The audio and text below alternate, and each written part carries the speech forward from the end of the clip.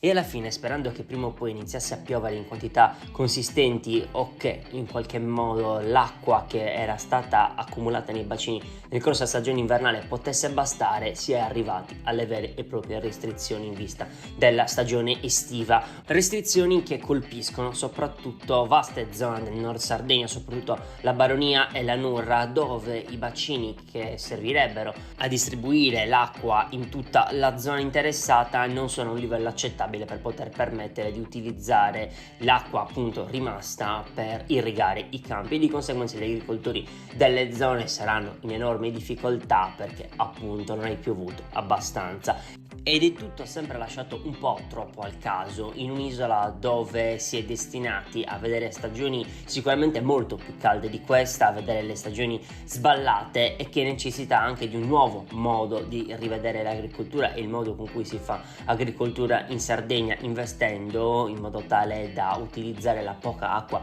che c'è a disposizione. Infatti il sistema idrico sardo attualmente è così ripartito: 218 milioni di metri cubi di acqua sono destinati all'utilizzo potabile, quindi banalmente a poter bere e poter utilizzare l'acqua per quanto riguarda i privati cittadini. 22 milioni sono destinati all'uso industriale, mentre invece 404 milioni sono destinati alla stagione irrigua, quindi appunto per irrigare i campi. Leggo dall'articolo a firma di Salvatore Santoni sulla Nuova Sardegna, pagina 2 e pagina 3. Le scorte complessive al 30 aprile 2024 non riuscirebbero a garantire il fabbisogno in un orizzonte di 18 mesi. Il dato quindi non è incoraggiante, ma per ora consente di tenere in piedi il sistema. Il problema è che appunto a livello locale ci sono situazioni molto critiche. L'unico bacino, qua riprendo io la parola, che in questo momento ha un riempimento adeguato è quello del lago Omodeo, che non ha risentito in maniera importante delle mancate piogge in questi mesi, con una percentuale di riempimento del 99%.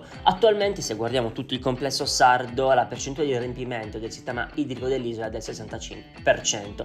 Ma perché appunto si è arrivati a questo momento, a questa situazione in cui bisognerà togliere l'acqua dai campi? Perché anche dal punto di vista logistico ci sono state gravi difficoltà nel cercare di fotografare i vari problemi che da anni creano difficoltà ai consorzi di bonifica. Mancano gli strumenti per poter misurare effettivamente quanto è bassa l'acqua, e addirittura in certi casi, questo riporta la nostra Sardegna, si va addirittura ad occhiometro, quindi si va a capire più o meno quanto si è perso, e poi non si ha nemmeno bene idea di quali siano effettivamente le superfici che vengono utilizzate ad uso agricolo, a cui appunto serve anche acqua. Tutta una serie di problematiche e di servizi che non sono più accettabili in un'isola che avrà sempre meno acqua, come abbiamo detto, e che di conseguenza non può più affidarsi semplicemente a guardare il cielo e sperare che un giorno o l'altro possa piovere. Io sono Alessandro Manno e vi do il quadro d'insieme di mercoledì 8 maggio.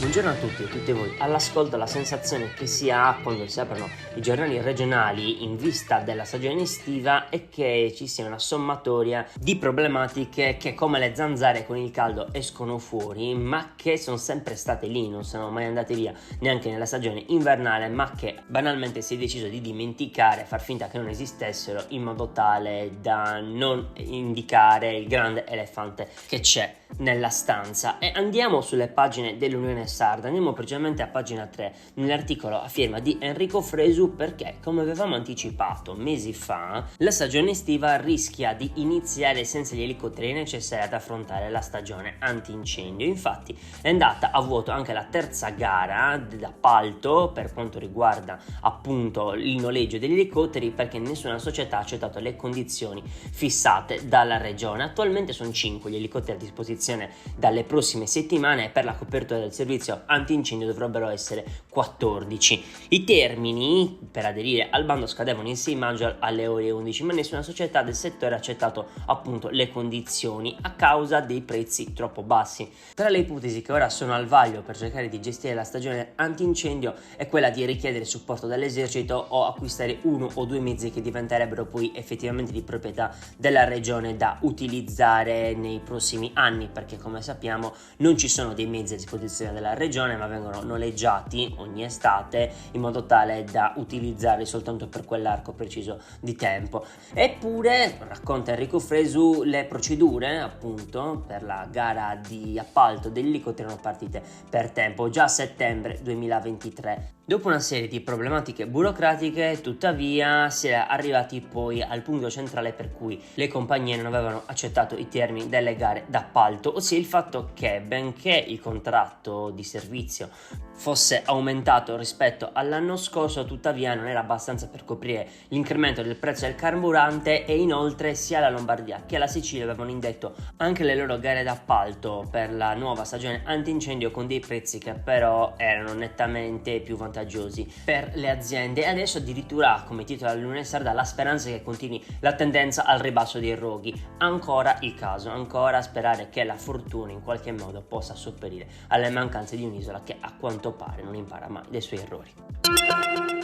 E parliamo anche brevemente di continuità territoriale. Ne avevamo un po' accennato anche ieri leggendo l'articolo di Giuseppe Deiana sull'Unione Sarda. Oggi, sempre sull'Unione Sarda, pagina 2, l'articolo di Michele Ruffi affronta invece il tema di come verrà impostata la continuità territoriale fino ad ottobre 2025, perché tutti i difetti attuali di questa continuità territoriale saranno confermati appunto sino a quella data. È stato fondamentalmente un bando fotocopia pubblicato nei giorni scorsi dalla regione e c'era anche ben poco da fare, almeno questo è quello che dice Barbara Manca, assessora ai trasporti, che non ha avuto abbastanza tempo per varare un'alternativa ed era indispensabile riavviare le trattative con i ministeri e con la Commissione europea per avere un nuovo bando. Le criticità dell'attuale continuità territoriale quindi sono destinate a restare. Nel frattempo l'unica cosa che potrebbe cambiare, leggo dall'articolo di Michele Ruffi, è le compagnie di riferimento per le tratte, quindi Ita Airways su Cagliari, Aereo Italia tra Alghero e Olbia e poi Volotea appunto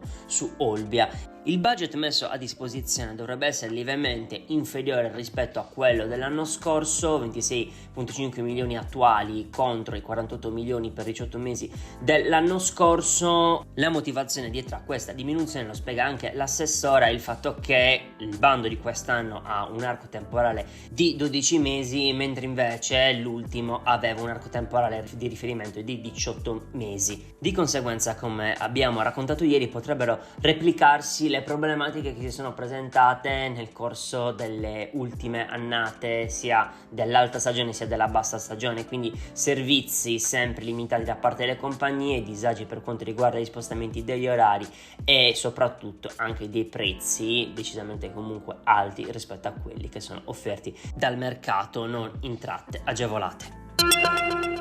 Nella giornata di ieri avevamo parlato del fatto che in Sardegna sono sempre meno le guide turistiche che parlano tedesco e che quindi hanno la possibilità di accompagnare i turisti che vengono dalla Germania a visitare la Sardegna e che hanno la necessità appunto di una guida, perché le tipologie proprio di vacanze sono diverse da quella del turismo di massa a cui si è abituati nei mesi di luglio-agosto. Si visitano centri archeologici, c'è un turismo enogastronomico sicuramente molto più capillare e strutturato e di conseguenza c'è bisogno di qualcuno che le cose le spieghi e le sappia spiegare bene. E Luigi Soriga oggi sulla Nuova Sardegna, pagina 10, cerca di spiegare il motivo per cui non si insegna più il tedesco in Sardegna. Infatti per gli alunni, così dicono appunto i docenti dei vari istituti interpellati da Soriga, il tedesco è difficile e le scuole non attivano per questo i corsi, essendo il più delle volte una lingua che è facoltativa, ossia che si somma eventualmente all'inglese e che può essere scelta tra magari spagnolo, francese,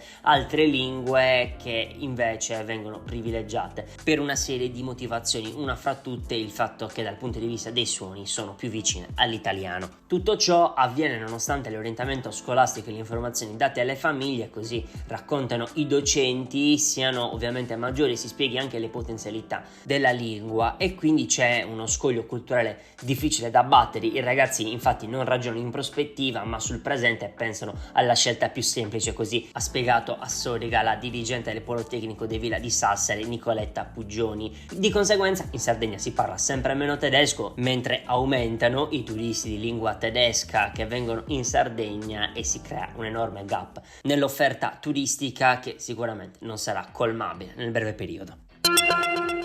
E questa è l'ultima notizia anche per oggi. L'appuntamento è per domani, sempre all'ora che vorrete, qua su Spotify. Se la puntata vi è piaciuta, inviatela alle persone a cui pensiate possa interessare una puntata di questo tipo. Un saluto da parte mia e da tutta la redazione di Tok Tok Sardegna. Come detto, ci sentiamo domani. Buona giornata, ciao!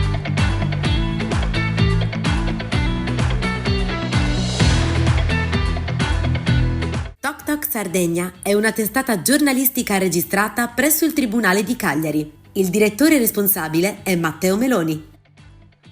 Quadro di Insieme è un podcast prodotto da Tok Tok Sardegna, grazie al contributo di CRAI Sardegna.